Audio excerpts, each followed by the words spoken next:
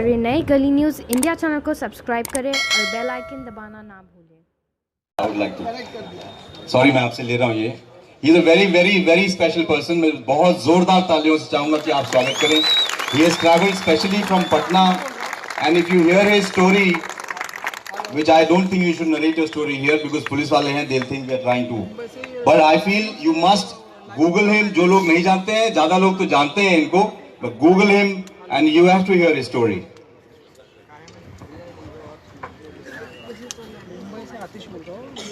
मुझसे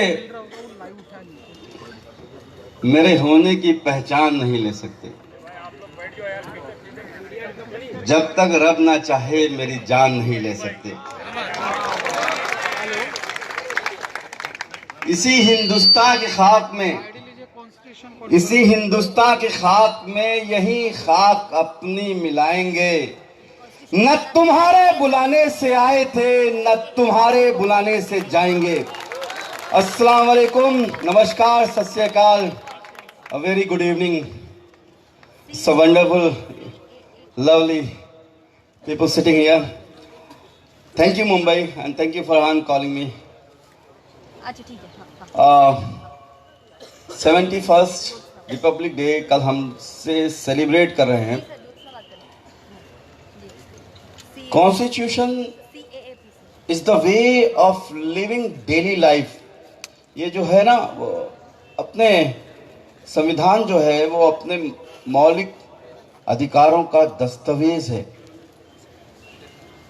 कहते हैं कि सैकड़ों भाषाएं हैं, हजारों विधान हैं, जो सबको साथ रखे वही संविधान है, और इसी को तोड़ने की कोशिश की जा रही है।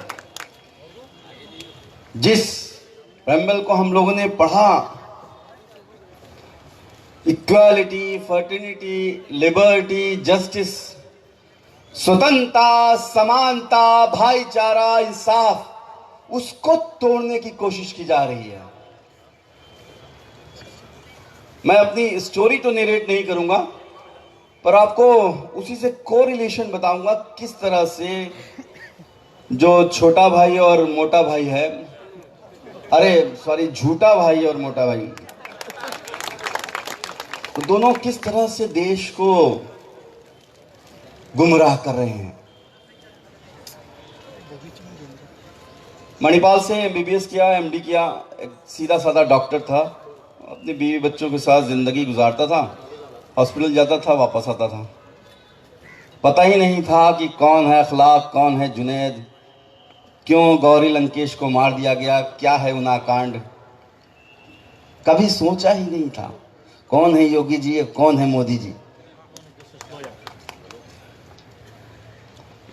एक रात एक व्हाट्सएप मैसेज आता है कि ऑक्सीजन खत्म हो गई है और बच्चों की मौत हो रही है। पहुंच गया, हर आधे घंटे पे एक बच्चे की मौत हो रही थी। एक माँ सिर्फ जान सकती है उस बच्चे के खोने का दर्द, जो अपने पेट में 9 महीने को रखती है। जैसे उंगली काट दीजिए ना, वैसे दर्द होता है। फादर को भी वो दर्द नहीं होगा।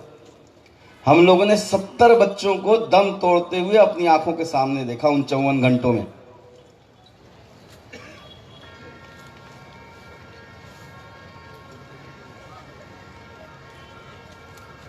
नौ महीने जेल रहा। उसके बाद भाई को गोली वहां मारने की कोशिश की, यहाँ पे योगी जी खुद मौजूद थे 500 मीटर की दूरी पे। कहते हैं जहां पे चीफ मिनिस्टर होता है वहां परिंदा भी पर नहीं मारता। 4 गोलियां मारी थी, बच गया, अल्लाह का शुक्र है।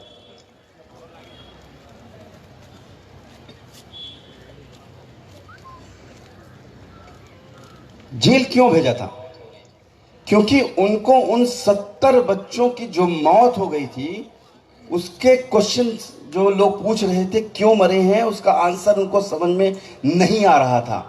उनके हेल्थ मिनिस्टर ने कहा अगस्त में तो मौतें होती रहती हैं। लोग योगी जी से इस्तीफा मांगने लगे। लोग मुझसे पूछते हैं कि आपको योगी जी ने इसलिए फंसाया कि आप मुसलमान थे। मैं कहता हूं नहीं, अगर वो डॉक्टर कपिल मिश्रा भी होता तो शायद योगी जी वही करते, क्योंकि उनको अपने आप को बचाना था। 70 बच्चों की मौतें इसलिए हुई थी कि 70 लाख रुपए सरकार ने सप्लायर को नहीं दिए थे।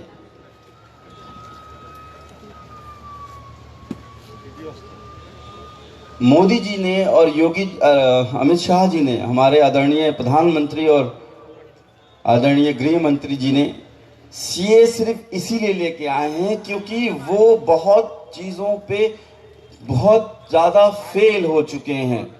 डीमोनेटाइजेशन एक जादू की छड़ी है, सारा काला धन लेके आ जाऊंगा। जीएसटी लगा के 2020 में देश को सुपर पावर बना दूंगा। 2020 आ चुका है वैसे बता दूं। किसानों की आत्महत्या कम कर दूंगा, उनकी आमदनी दोगुना कर दूंगा। बलात्कारियों को 72 घंटे में सजा दिलाऊंगा।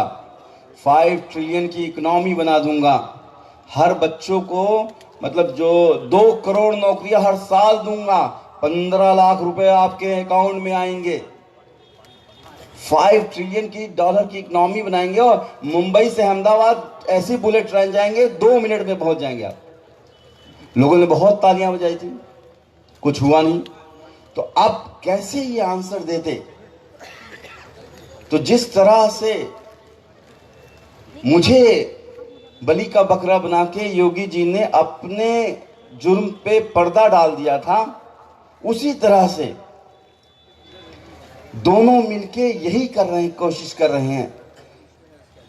अगर सीधे साधे सब लफ्जों में समझा जाए तो ऐसे समझिए कि मर्ज जो था वो भूख का था और मसला रोटी का। मर्ज भूख का था, मसला रोटी का। इलाज मजहब में खोजा गया क्योंकि किस्सा कुर्सी का था।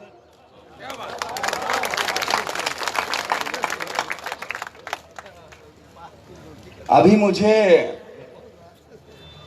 हाई कोर्ट से और उनके योगी जी की अपनी कमेटी से मुझे क्लीन चिट मिल गई है और हाई कोर्ट ने भी माना कि ये सबसे जूनियर डॉक्टर था।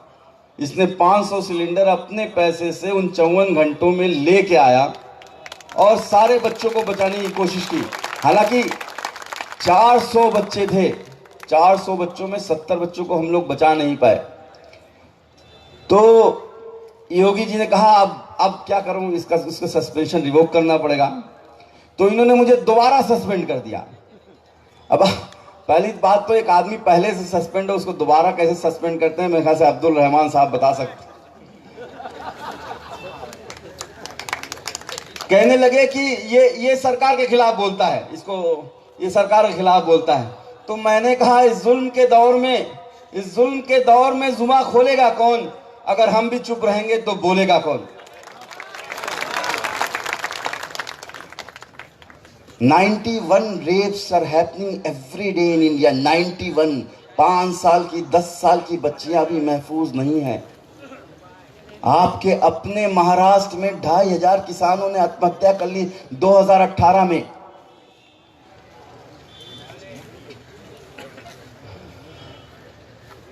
$8,80,000 बच्चे मर गए हैं 2018 में। अभी आपने कोटा राजस्थान का सुना होगा, 105 बच्चे मर गए थे।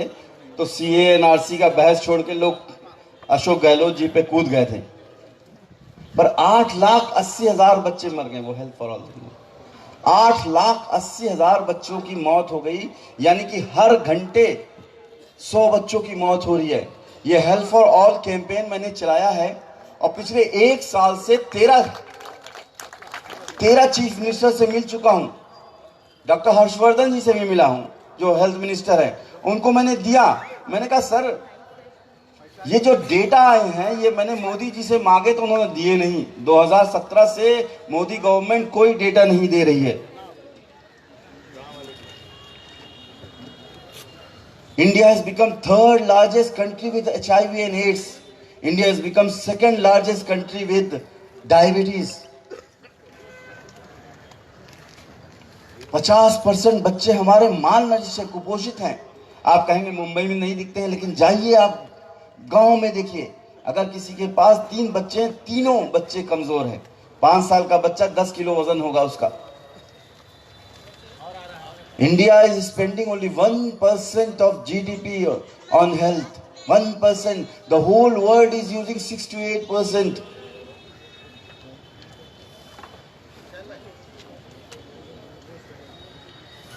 5 लाख लोग ट्यूबरक्लोसिस से मर जा रहे हैं इंडिया में। अब पूरी दुनिया में ट्यूबरक्लोसिस खत्म हो रही है।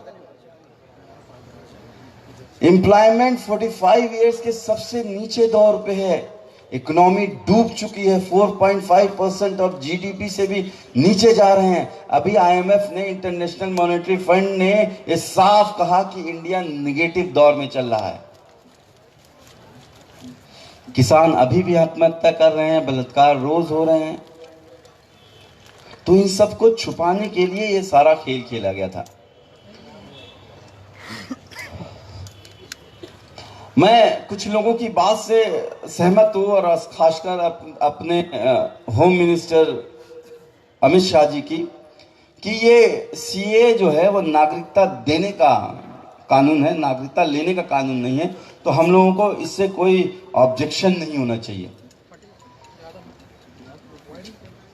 पर बात वहीं आ जाती है कि बाबा साहब के जो संविधान का 4 पाया है, एक पाया तो आपने इक्वालिटी का तोड़ दिया उससे। दूसरे, आपने जो एनआरसी ला के 19 लाख लोगों को आसाम में बाहर किया है, वो सारे घुसपैठिए नहीं हैं, ना ही सारे मुसलमान हैं। उनके पास अपने पेपर्स सही नहीं थे, या उनके पास पैसे नहीं थे अधिकारियों को घूस खिला के अपना नाम वहां पर रख लें।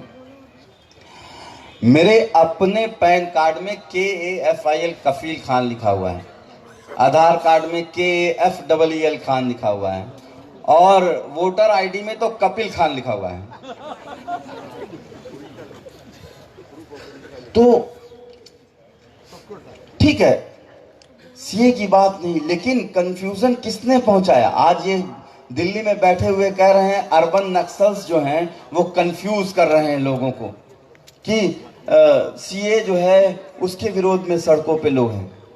जी नहीं, आपने ही ताल ठोक के लोकसभा और राज्यसभा में बोला कि क्रोनोलॉजी समझो, क्रोनोलॉजी समझो, क्रोनोलॉजी समझो, सीए के बाद एनआरसी आएगा आएगा आएगा। जितनी बार वेस्ट बंगाल गए, जितनी बार आप झारखंड के चुनाव में गए, वहां उन्होंने यही बोला। प्रधानमंत्री एक बहुत बड़ी पोस्ट होती है, हमारे प्रेसिडेंट के बाद कॉन्स्टिट्यूशन की सबसे बड़ी पोस्ट है। रामलीला मैदान में खड़ा होकर हमारे आदरणीय प्रधानमंत्री जी बोलते हैं कि झूठ है, झूठ है, झूठ है। मैंने 2014 से कभी भी एनआरसी का नाम ही नहीं लिया। मैं आप सबके सामने ये बोलता हूं कि वो झूठ बोलते हैं, झूठ है, झूठ है, झूठ है। राष्ट्रपति का जो अभिभाषण होता है, president speech is approved by cabinet, और प्रेसिडेंट ने ये साफ कहा कि सीए के बाद एनआरसी लाया जाएगा। 2019 के लोकसभा चुनाव के बीजेपी के घोषणा पत्र में ये बात लिखी हुई है कि सीए के बाद एनआरसी लाया जाएगा। होम मिनिस्टर चिल्ला चिल्ला के कहते हैं सीए के बाद एनआरसी लाया जाएगा। तो कंफ्यूजन आपने फैलाया है, हमने नहीं। हम तो आपकी इन चीजों से, शायद आप कॉन्स्टिट्यूशन को बर्बाद कर रहे हैं, हम उन्हें बचाने निकले हैं। मुझे याद है कि जब 10 और 12 दिसंबर की बात थी, हम लोगों ने जब अलीगढ़ में जामिया में, शाहीन बाग में जो भीड़ देखी थी, वो 5 औरतें, 100 लोग थे। पर धीरे धीरे समंदर बनता चला गया। किसी को यकीन नहीं था, हमें खुद यकीन नहीं था। चाहे आप उमर से पूछ लीजिए, चाहे किसी से पूछ लीजिए, जो भी इस मूवमेंट को देख रहा है, किसी को यकीन नहीं था कि 10 लाख लोग हैदराबाद में, 10 लाख लोग कोच्चि में, 10 लाख लोग कोलकाता में सड़क पे आ जाएंगे। एक नहीं, हजारों शाहीन बाग बन जाएंगे। तो ये this movement is for the people and by the people. लोगों को समझ में आ गया है कि जो इंसान को इंसान से बांटे वो कोई धर्म नहीं होता है। धर्म वो है जो सबको साथ रखे। चाहे वो भगवान ने जब इंसान बनाया था तो एक ही नाक, 2 आंख, 2 कान सबको दिया है। डॉक्टर होके हमें फिजियोलॉजी में कभी ये नहीं पढ़ाया गया, एनाटमी, कि इसकी एनाटमी अलग है मुसलमान की और हिंदू की अलग है। I believe in Allah, that is my personal choice. But I don't discriminate anyone on the basis of somebody's belief.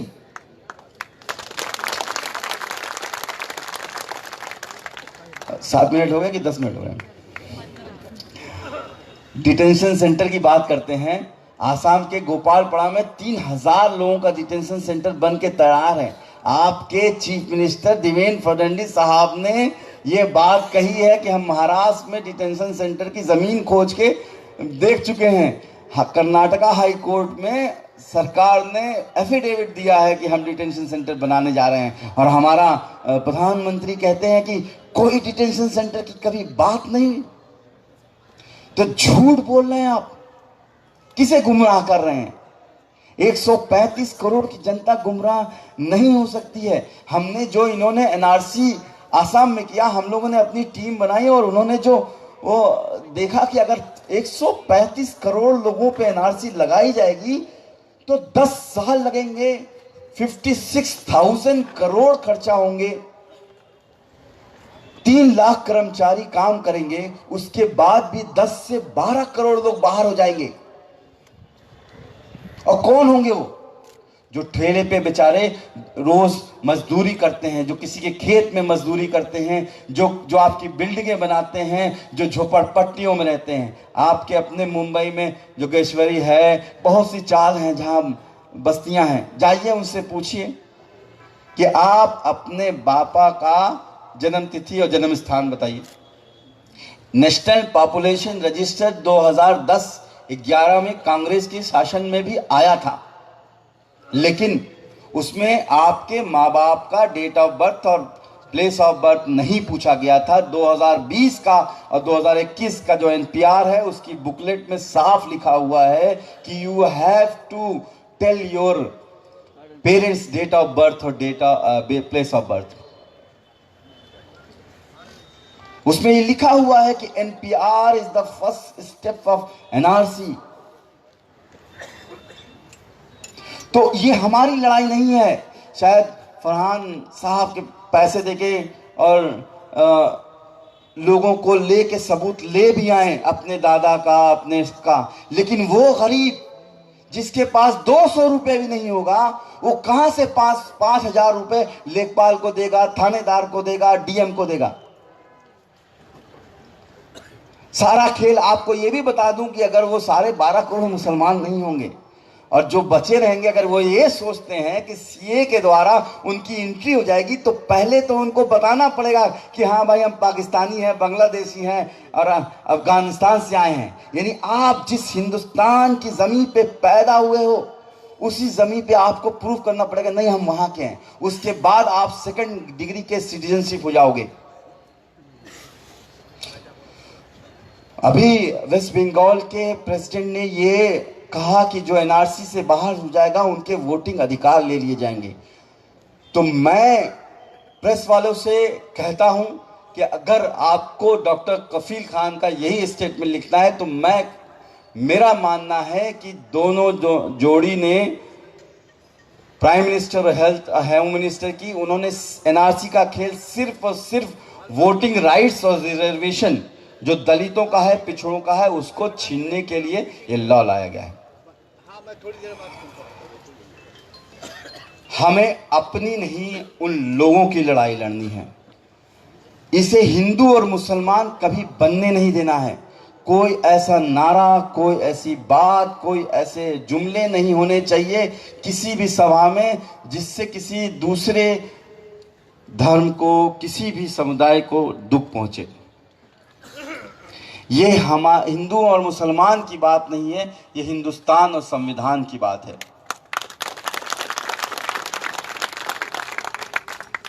बात खत्म करने से एक मुनव्वर राणा साहब का एक शेर पढ़ना चाहूंगा,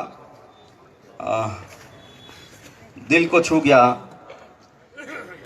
कि सरफिरे लोग हमें दुश्मने जां कहते हैं, सरफिरे लोग हमें दुश्मने जां कहते हैं, हम तो इस मुल्क की मिट्टी को भी अपनी माँ कहते हैं। सरफिरे लोग हमें दुश्मने जां कहते हैं, हम तो इस मुल्क की मिट्टी को भी अपनी माँ कहते हैं। और अगर दंगाइयों पे बस नहीं चलता तुम्हारा, अगर दंगाइयों पे बस नहीं चलता तुम्हारा तो सुन ले हुक्मरान, तो सुन ले हुक्मरान, हम तुम्हें नामर्द कहते हैं, हम तुम्हें नामर्द कहते हैं। मैं इस मंच से, इस स्टेज से इतनी लोगों के सामने जो हम लोगों ने एक रेजोल्यूशन पास किया है, महाराष्ट्र गवर्नमेंट से रिक्वेस्ट करूंगा, निवेदन करूंगा, आग्रह करूंगा कि मेहरबानी करके जो काम केरल में, पंजाब में, राजस्थान में हो चुका है और वेस्ट बंगाल में होने जा रहा है कि एनपीआर को रिजेक्ट करना है, महाराष्ट्र गवर्नमेंट भी एनपीआर को रिजेक्ट करे।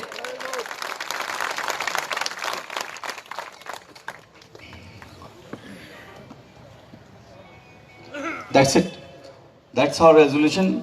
हम लोग का क्वेश्चन आंसर भी चलेगा और बस जज्बा यही रखना है कि लोग मुझसे पूछते हैं कितने दिन करोगे, 1 महीना है, हो गया है, 2 महीना होने जा रहा है, कितने दिन आंदोलन चलाओगे। बहुत से प्रेस रिपोर्टर पूछते हैं, बहुत से लोग पूछते हैं। मेरा सिंपल सा आंसर यही है कि आज़ादी की लड़ाई हम लोगों ने कितने साल लड़ी, कितने साल बताइए? 90 ईयर्स, 1857 से 1947 तक 19 ईयर्स। तो चाहे हमें 90 साल लड़ना पड़े, हम लड़ेंगे और इंशाअल्लाह जीत हमारी होगी। डरना आता नहीं हमें, चाहे जितना भी डरा लो, डरना आता नहीं हमें, चाहे जितना भी डरा लो। हर बार एक नई ताकत से उठेंगे, चाहे जितना भी झुका लो।